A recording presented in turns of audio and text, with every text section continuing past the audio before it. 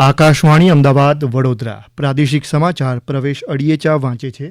ગાંધીનગરમાં આજે મંત્રીમંડળની બેઠક યોજાઈ ગઈ. ગાંધીનગરના અમારા પ્રતિનિધિ દુર્ગેશ મહેતા જણાવે છે કે બેઠકમાં આરોગ્ય કર્મચારીઓની હડતાળ, ઉનાળાની શરૂઆતમાં સિંચાઈ માટે ખેડૂતોને આપવાના પાણી, ગરમી વધતા તકેદારી અને રાહતના પગલાં, તુવેર અને મગફળીના ટેકાના ભાવે ખરીદીમાં થયેલા આક્ષેપ, ગત 2 દિવસમાં ગૃહમાં રજૂ થનારા ખરડા તેમજ ગ્રામ પંચાયતની અટકેલી ચૂંટણી અંગે ચર્ચા કરવામાં આવી.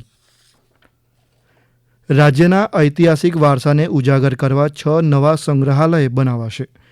વિધાનસભામાં એક પ્રશ્નનો જવાબ આપતા સાંસ્કૃતિક પ્રવૃત્તિઓના મંત્રી મોડુભાઈ બેરાએ જણાવ્યું કે આ વર્ષના અંદાજપત્રમાં સંગ્રહાલયોના સમારકામ માટે 39 કરોડ રૂપિયાથી વધુની જોગવાઈ કરવામાં આવી છે.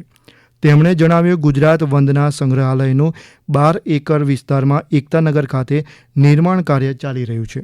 આ માટે ગત 2 વર્ષમાં અંદાજે 3 કરોડ 93 લાખ રૂપિયાનો ખર્ચ કરાયો છે. શ્રી બેરાએ કહ્યું, આ સંગ્રહાલયમાં ગુજરાતની સ્થાપના અને દેશના વિકાસમાં રાજ્યના યોગદાનની ઝાંખી દર્શાવાશે. આ સિવાય નવા 6 સંગ્રહાલયમાં કેવડિયા ખાતે દેશી રજવાડાઓનું સંગ્રહાલય, ભુજમાં વીર બાળ સંગ્રહાલય, કૃષ્ણદેવ રાય સંગ્રહાલય, વડનગર સંગ્રહાલયનો સમાવેશ થાય છે. આ ઉપરાંત 5 સંગ્રહાલયોની નવીનીકરણની કામગીરી ચાલી રહ્યું હોવાનું પણ શ્રી બેરાએ ઉમેર્યું હતું. શિક્ષણ રાજ્યમંત્રી પ્રફુલ્લ પાનસેરિયાએ અમરેલીની શાળામાં બાળકો દ્વારા પોતાને જ ઈજા પહોંચાડવાની ઘટના અંગે ચિંતા વ્યક્ત કરી છે. શ્રી પાનસેરિયાએ બાળકોને મોબાઈલ અને ગેમ્સથી દૂર રાખવા અપીલ કરી છે.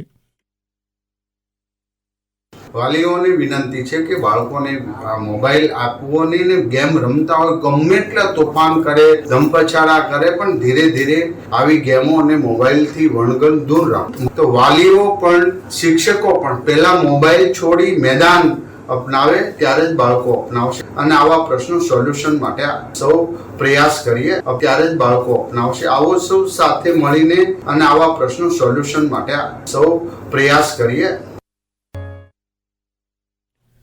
દક્ષિણ ગુજરાત વીજ કંપની લિમિટેડ DGVCL અને પોલીસે નર્મદાના રાજપીપળામાં એક જ જગ્યાએથી 2,74,000 રૂપિયાની વીજ ચોરી પકડી છે. બંને ટીમે સંયુક્ત રીતે દરોડા પાડતા અનઅધિકૃત વીજ જોડાણ મળી આવ્યા તેમજ વીજ ચોરી થઈ હોવાનું બહાર આવતા કાયદેસરની કાર્યવાહી હાથ ધરવામાં આવી છે. અમદાવાદના 3 પોલીસ જવાનને હરિયાણામાં અકસ્માત નડતા ડ્રાઈવર સહિત 3 લોકોના મોત નીપજ્યા છે. અમદાવાદના અમારા પ્રતિનિધિ જણાવે છે કે રામોલ પોલીસના 3 જવાન પોક્સો કેસની તપાસ માટે લુધિયાણા જઈ રહ્યા હતા. દરમિયાન તેમની કારનો હરિયાણાના ડબવાલીમાં અકસ્માત થતાં એક પોલીસ કોન્સ્ટેબલ, ગૃહરક્ષક અને ખાનગી ડ્રાઈવરનું મોત નીપજ્યું છે, જ્યારે એક પોલીસ સબ ઇન્સ્પેક્ટર PSI ઈજાગ્રસ્ત થયા છે. ઘટનાની જાણ થતાં અમદાવાદથી ACP I ડિવિઝન અને એક PSI હરિયાણા જવા રવાના થયા છે. બનાસકાંઠા પોલીસે અંબાજીના 18 સહિત સમગ્ર જિલ્લામાં 513 જેટલા ગુનેગારોની યાદી તૈયાર કરી છે. સાથે જ અંબાજીમાં અસામાજિક તત્વોના વીજ અને પાણીના જોડાણ પણ કાપવામાં આવ્યા છે, તેમ અંબાજીના પોલીસ ઇન્સ્પેક્ટર RB ગોહિલે જણાવ્યું હતું.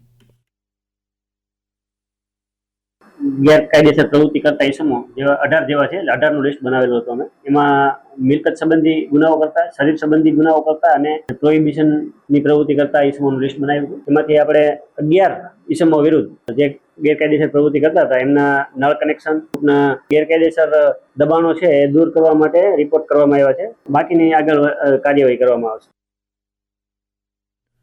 મહેસાણાના કડી તાલુકાના 27 ગામ સહિત જિલ્લાના 122 ગામ ક્ષય મુક્ત થયા છે. આ અંગે જિલ્લા આરોગ્ય અધિકારી ડૉક્ટર BB સોલંકીએ જણાવ્યું કે દર 1000ની વસ્તીએ 1 વર્ષમાં 30 કે તેથી વધુ શંકાસ્પદ ક્ષય માટેની તપાસ કરવામાં આવે છે. 29 માર્ચથી શરૂ થતી ઉત્તર વાહિની નર્મદા પરિક્રમાને પગલે નર્મદા જિલ્લા પોલીસ વડા પ્રશાંત સુંબેએ પરિક્રમા માર્ગનું નિરીક્ષણ કર્યું. મળતી માહિતી મુજબ મુલાકાત દરમિયાન શ્રી સુંબેએ રામપુરા ઘાટ, પાર્કિંગ, પગપાળા માર્ગ પર લાઇટ વ્યવસ્થા, નદી પાર કરવા શહેરાવ ઘાટ ખાતે બની રહેલા કામચલાઉ બ્રિજ, જેટી અંગે સંબંધિત સંસ્થાના પ્રતિનિધિઓ સાથે ચર્ચા પણ કરી હતી. આ વર્ષે પરિક્રમા માર્ગના તમામ રૂટ પર CCTV કેમેરાથી નિરીક્ષણ કરાશે. આ સમાચાર આપ આકાશવાણીના અમદાવાદ વડોદરા કેન્દ્ર પરથી સાંભળી રહ્યા હતા. આ સમાચાર આપ અમારી YouTube channel AIR news Gujarat પર પણ સાંભળી શકશો. વધુ સમાચાર માટે અમારી વેબસાઇટ newsonAIR.gov.in/gujarati અને અમારા એક્સ હેન્ડલ AIR news_ABAD ને ફોલો કરશો. આ સાથે જ આકાશવાણીના અમદાવાદ વડોદરા કેન્દ્ર પરથી પ્રાદેશિક સમાચાર પૂરા થયા.